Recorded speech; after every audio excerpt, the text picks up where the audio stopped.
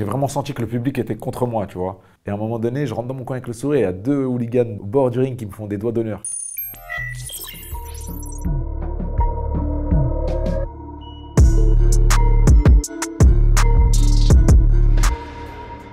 Donc là, combat contre Sam Eggington, et on s'est rendu coup pour coup. Moi, sur le moment, je ne me rendais pas compte du combat. C'est vraiment le lendemain ou 2 jours après, quand je l'ai revu en vidéo. Il n'y avait pas beaucoup de moyens de défense, à part des blocages. C'était vraiment j'attaque, il attaque. C'était une grosse guerre où je perds en Angleterre sur décision partagée. Ça méritait peut-être un match nul, tu vois. C'est un combat qui m'a beaucoup appris, qui m'a donné énormément d'expérience, qui m'a donné en visibilité. J'ai pris 30 places sur le classement BoxRec aussi, alors que j'avais perdu. Donc, moi, j'avais ma stratégie en place et tout, mais je ne sais pas ce qui s'est passé. Et ce soir-là, il y avait vraiment une adrénaline, il y avait vraiment quelque chose de fort. Mais nous deux, on est rentrés dans une guerre. Et à la fin du combat, dans l'interview, il a dit « j'ai oublié de boxer ». Moi, le commentateur anglais est venu, il m'a embrassé la main à la fin du combat, tu vois. Mais ouais, il n'y avait pas de ronde d'observation. Quand je boxe à la maison, bah, ça me donne une certaine force, ça me donne aussi une pression parce que je ne veux pas décevoir. Quand je boxe à l'étranger, là, comme face à Eggington, c'était la première fois, j'ai vraiment senti une grosse pression et j'ai vraiment senti que le public était contre moi, tu vois. Sur chaque coup que lui donnait, bah, ça applaudissait, ça criait. Alors que quand moi, je le touchais, bah, il n'y avait pas forcément de coups et on sait que ça joue aussi dans la tête des juges. Mais là, contre Sam, il y avait vraiment des hooligans au bord du ring, tu sais, les vrais Anglais, limite supporters de foot. Et à chaque fin de round, je rentrais dans mon coin avec le sourire. Et à un moment donné, je rentre dans mon coin avec le sourire et il y a 2 hooligans au bord du ring qui me font des doigts d'honneur, tu vois. Et moi, je leur souris. Et à la fin du combat, là, ils nous ont applaudi, même moi, ils m'ont applaudi et tout. Donc moi, en vrai, je prends ça, c'est le sport, ça fait partie du jeu. C'est limite beau, tu vois, que le début, ils sont contre moi et à la fin, ils applaudissent ma prestation. Sur cet extrait, Sam est dans les cordes, il est dans le coin, je l'enchaîne, bon, il répond aussi. On se rend coup pour coup, c'est la guerre. C'est vraiment un round dur, hein, le 4e round, même si j'ai l'ascendant, mais il répond, il s'arrête pas. C'est quoi justement ta stratégie de le pousser dans ton coin? Tu le cadres d'une certaine manière et tu l'empêches vraiment de sortir pour toi dérouler ta boxe? C'est ça, quand on avait analysé Eggington, on avait vu qu'il n'aimait pas reculer. C'était un boxeur qui aimait avancer, mais quand il reculait, il était en difficulté. Et on avait travaillé sur ce crochet gauche qui est ma force un peu. Et ça s'est vu que son œil il s'est vraiment gonflé au fil des rounds. Le seul hic, c'est que Sam, même quand on le bloque et qu'on frappe, bah, il refrappe derrière. C'est un rouleau compresseur. Non, là, vraiment, je sens que je l'ai mis en difficulté. Et même lui, il a fait une grimace qui est très rare, hein. Tu vois, même quand on est touché, d'habitude, on poker face encore une fois. C'est un boxeur très solide. Et à partir de là, je me suis dit, oh purée, lui, ça va être compliqué de le finir. Et c'est à ce moment-là, normalement, où j'aurais dû changer ma tactique au fil des rounds et pouvoir plus m'adapter. Mais après, c'est un peu le manque d'expérience. Tu vois, c'était un combat il y a 2 ou 3 ans. Je suis un boxeur assez solide. Il m'a touché au 10e ou 11e round avec la fatigue, mais il m'a pas fait mal une fois. Donc moi, j'ai trop accepté le combat, encore une fois, un peu de guerre là, dans les gants. Mais dans la tête des arbitres, ça joue aussi. Vu qu'en plus, il débitait plus que moi. Moi, je le touchais plus nettement, mais lui, il a plus de débit. Donc voilà, j'aurais dû amener un peu plus de jeu de jambes, un peu plus de mouvement de buste pour pouvoir esquiver un peu plus ses coups. Je sais que je vais un peu me faire voler. La veille, de toute façon, le juge arbitre français m'a dit que si je le mettais pas KO, bah, j'allais me faire voler. Vraiment, à la pesée, c'est ce qu'il m'a dit. Je tente, ouais, le tout pour le tout. On le voit là sur la fin où je fais vraiment la guerre avec lui. Mais il y a beaucoup de fatigue. Il y a vraiment beaucoup de fatigue sur les 2 derniers rounds.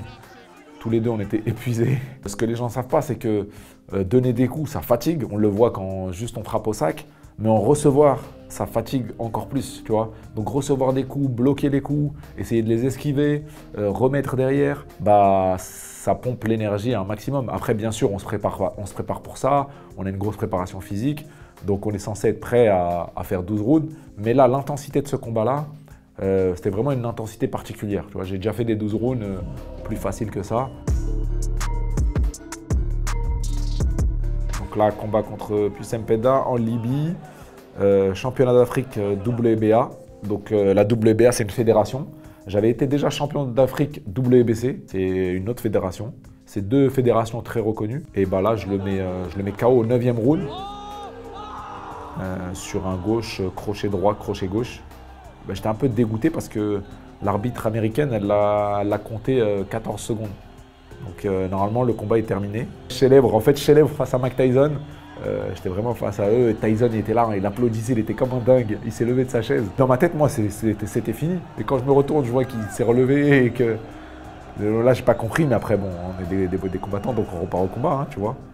Mais le KO était beau et je trouve que j'ai progressé par rapport à Eggington parce que moi, face à Eggington, comme je t'ai dit, au bout du 8e round, pour moi, je perdais en force et je sentais plus que je pouvais finir un combat. Et là, je fais pareil, c'était un combat rythmé, même si je l'ai géré mieux que Eggington. Au 9 rounds, je sors ce KO.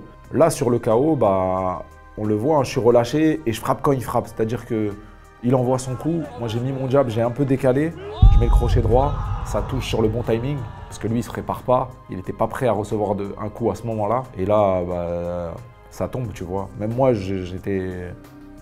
ça m'a surpris parce que, comme je t'ai dit, j'ai pas forcé.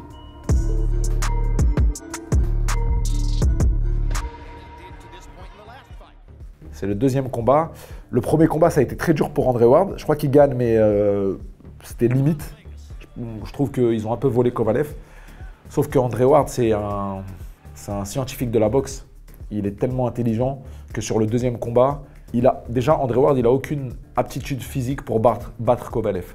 Il ne frappe pas comme Kovalev, il n'est pas solide comme Kovalev. Kovalev, c'était un monstre à cette époque-là, tu vois, boxe soviète, très dur, très puissant, très solide. Et Andre Ward, il a mis une stratégie en place. C'est un peu de salir le combat. Il accrochait, il mettait beaucoup de coups au corps, des fois à la limite. Et il a usé Kovalev comme ça. Donc on voit vraiment qu'en boxe, encore une fois, la force ne fait pas tout. Et c'est souvent l'intelligence, la stratégie, la tactique qui est mise en place qui fait la différence. On voit que le gauche-droite d'Andre Ward sonne Kovalev. Là, Kovalev est vraiment KO debout, il essaye de frapper, il essaye d'accrocher. C'est du jamais vu là, de voir Kovalev comme ça. Il trébuche. Et Andre Ward, il continue à travailler en haut, en bas, en haut, en bas. Et là, Ward, il sait que c'est terminé.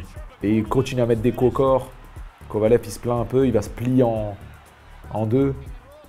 Et là, l'arbitre décide d'arrêter.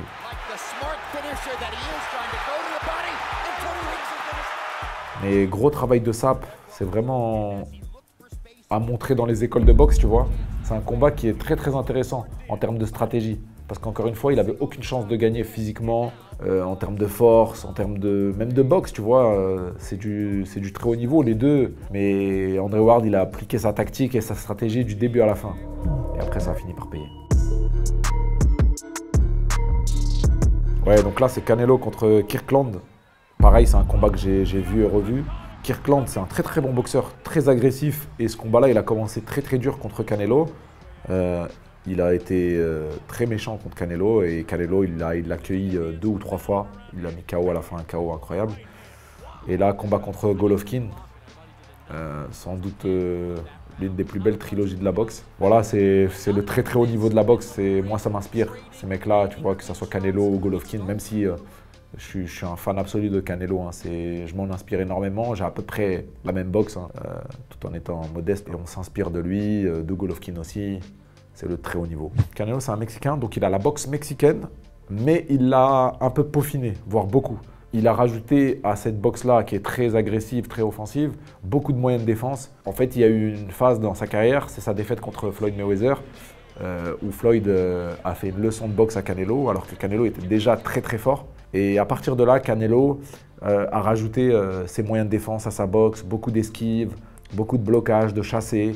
Et offensivement, ça reste un monstre. Voilà, il a des enchaînements, des skills incroyables. Et pareil, encore une fois, ça doit être montré dans les écoles, sa boxe. Moi, je m'en inspire énormément parce que encore une fois, j'ai sa boxe avec moins de moyens de défense. Donc, j'espère à terme arriver à un petit pourcentage de son niveau. Il est préparé toute l'année, lui. Il est bien. Il frappe bien. Bon, il a un travail au corps qui est assez important, là, comme tu vois. Il ne lâche pas. Hein. C'est un boxeur solide. C'est un Marocain avec un style très très mexicain. Youssef, on lui met des coups au corps, tu vois, il ne s'arrête pas. Et moi, souvent, je pique mes gars au foie, ou mes adversaires en sparring au foie, beaucoup. Lui, je lui en ai mis pas mal, mais il était là, il répondait. C'est pas sa boxe, c'est pas son sport. Lui, il aime bien envoyer les coups de coude. Des fois, j'avais peur qu'il me mette un petit coup de coude, tu vois. Alors, je lui ai dit, fais attention. Mais je le trouvais bien, je le trouvais très bien. Et il peut faire un combat en anglaise, tu vois, normal, il peut se faire un kiff. Les gars de boxe thaï ou kickboxing ou MMA, je trouve qu'elle est plus facile la transition de venir à l'anglaise que de nous d'aller en kick, tu vois. Il y a des chocs de jambes, MMA, il y a la lutte. Tu Tu vois, on peut pas faire cette transition directement, nous. Nous, si on fait une esquive rotative, on peut prendre un middle ou quoi. On dit souvent qu'une fois que Freddy Roach t'a coaché, le style du boxeur change quand même, il y a une vraie évolution. Est-ce que pour toi, il y a eu des petits ajustements qui ont été faits? Comme il aime bien mon style de boxe, il n'a pas changé énormément de choses, tu vois. Il aime bien ce côté-là un peu boxe à la mexicaine, agressive. On l'a vu de toute façon avec Manny Pacquiao, avec Miguel Cotto qui l'entraînait, ou Oscar de la Hoya, qui était mexicain. Freddy Roach, il a je sais pas combien de championnats du monde à son actif. Donc juste d'avoir ses conseils, des petits coups de vis, des petits détails qu'il me donnait, ça fait une grande différence, tu vois. J'ai une anecdote. Je suis chez Freddy et il me dit demain tu vas faire un sparring avec ce gars-là. Je regarde son box reg, donc son palmarès, tout ça. Je dis d'accord. C'était un jeune boxeur.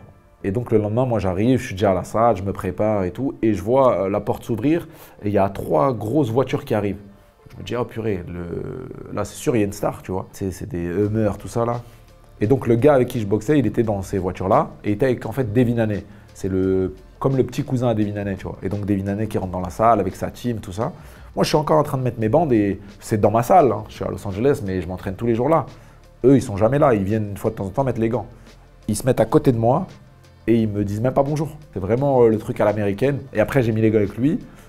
J'ai fait ce que j'avais à faire. Je l'ai bien amoché. Au final, on a fait 3 rounds au lieu de 4, je crois. Le père de Devin Haney a dit non, on arrête. Et après, là, ils sont venus et ils me posent des questions. Tu viens d'où? De France, nan, nan. Là, ils s'intéressent à toi. Mais il y a ce côté-là, tu vois, vraiment, qu'il n'y a pas en France. Hein. Allow Ngannou the time to grow in confidence. That's better.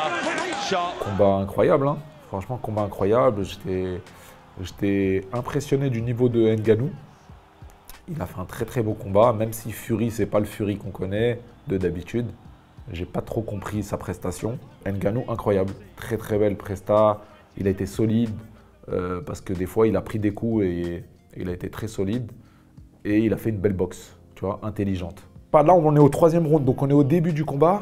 Est-ce que quand il a pris ce crochet de Ngannou, il s'est rendu compte de la force et qu'après, il a eu un peu peur, d'appréhension ou quoi?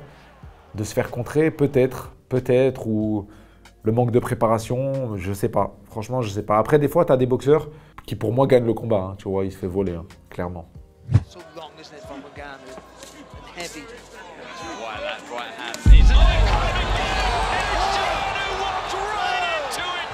C'était un peu compliqué pour lui. Il s'est fait cueillir par la droite de Joshua.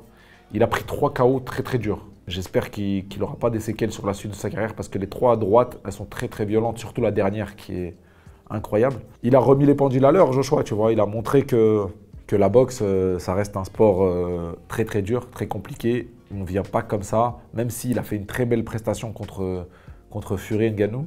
Moi, je pense qu'il aurait dû boxer un top 30, un top 20 des poids lourds. Mais s'attaquer tout de suite au Graal des poids lourds, c'est compliqué. Et Joshua, il a été impressionnant. Déjà, sur le dernier KO, il est encore KO, Ngannou. Tu vois, il est vraiment sonné, il ne sait même pas ce qui se passe, je crois. Les gens pensent que tu récupères en 10 secondes, mais pas du tout. Tu ne peux pas récupérer d'une droite d'un poids lourd comme ça en 10 secondes. Wow. Et la droite, la façon dont il tombe. Et Joshua, il arrive, il fixe ses jambes au sol et il met cette droite un peu qui passe au-dessus, sans faire de feinte, mais il n'avait pas besoin parce qu'il était déjà KO, Ngannou. C'était le game plan de Bilal Shkitou.